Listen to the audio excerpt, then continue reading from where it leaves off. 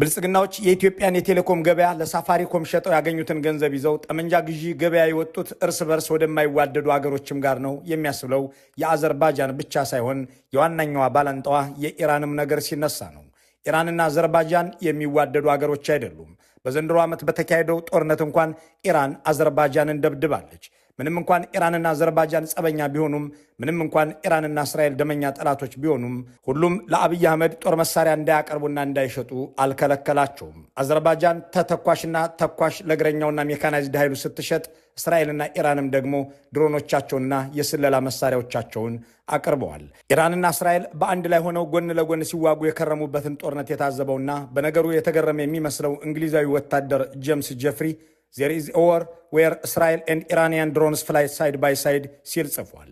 እስራኤልና ኢራን ጎን ለጎን ሆነው የሚዋጉበት አንድ ጦርነት ዓለም ላይ አለ፣ እሱም ኢትዮጵያ ነው ሲል ባስነበበው መጻጽፉ የጡረተኛ ወታደር እንዲህ ይላል። ኢትዮጵያን እርስ በርስ የማይዋደዱት እስራኤልና ኢራን የድሮን ቴክኖሎጂያቸውን በአንድ ላይ የሞከሩባት ነው። እስራኤል ለስለላ የሚያገለግሉ ድሮኖችን ስታቀርብ፣ ኢራን ደግሞ ሙሃጅር 6 የተባለውን የውጊያ ድሮን ይዛ በአፋርና በሰሜን ሸዋ አካባቢ በአንድ ላይ ይዋጋሉ። ይህ በታሪክ ለመጀመሪያ ጊዜ የሁለቱ ሀገራት ቴክኖሎጂዎች በአንድ ወገን ቆመው አንድን አካል ያገለገሉበት አጋጣሚ ሳይሆን አይቀርም።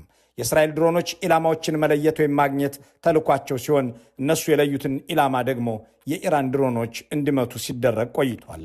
በ2013ና 2014 የአብይ አህመድ መንግስት እነዚህን ድሮኖች ተጠቅሞ በፈጸመው ድብደባ አያሌ ሲቪሎችን ገድሏል። በመካከለኛው ዘመን የአኗኗር ዘይቤ ውስጥ ባሉ ገጠራማ የኢትዮጵያ አካባቢዎች ላይ እጅግ ዘመናዊ የሆኑ ድሮኖች ሲበሩ ማየት ትልቅ የስልጣኔ ተቃርኖ ነው። አብይ አህመድ በ2013 ጦርነት ከመጀመራቸው በፊት በኢትዮጵያ ውስጥ ድሮን ጥቅም ይሰጥ ነበር። ይሁን እንጂ ለጸረ አንበጣ ተግባርና ለአንዳንድ የስለላ ተግባራት ነበር በማለት ይቀጥላል። ኢራንና እስራኤል የኢትዮጵያን ሕዝብ ሰላምና ልማት እንዲመልስለት ለማድረግ ዲፕሎማሲና ሀብት አልተጠየቁ፣ እነሱም አልሰጡም። አብይ አህመድን አግዘው ኢትዮጵያውያንን ለመውጋት ግን እሳት አቀብለዋል።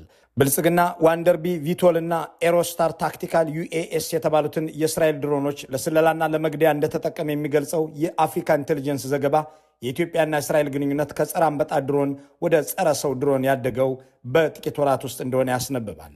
ጠቅላይ ሚኒስትር አብይ ሴሌብራይት የተሰኘ የስልክ መበርበሪያ ቴክኖሎጂም ከእስራኤል መንግስት በሽያጭ ካገኙ በኋላ ይቃወሙኛል የሚሏቸውን ሰዎች ካሰሩ፣ ካዘረፉና መሰል መንገድ ተጠቅመው ከነጠቁ በኋላ ስልክና ኮምፒውተራቸውን ይበረብራሉ። ሁለት ባላንጣዎችን በኢትዮጵያ ውስጥ አስገብተው ያዋጋሉ ሲባል ኢራንና አዘርባጃን ወይም ኢራንንና እስራኤልን ተጠቅመው ወገናቸውን ይገድላሉ ማለት ብቻ አይደለም። ከ3 ዓመት በላይ እየተዋጉ ያሉት ዩክሬንና ሩሲያም በዚሁ በጸረ ኢትዮጵያ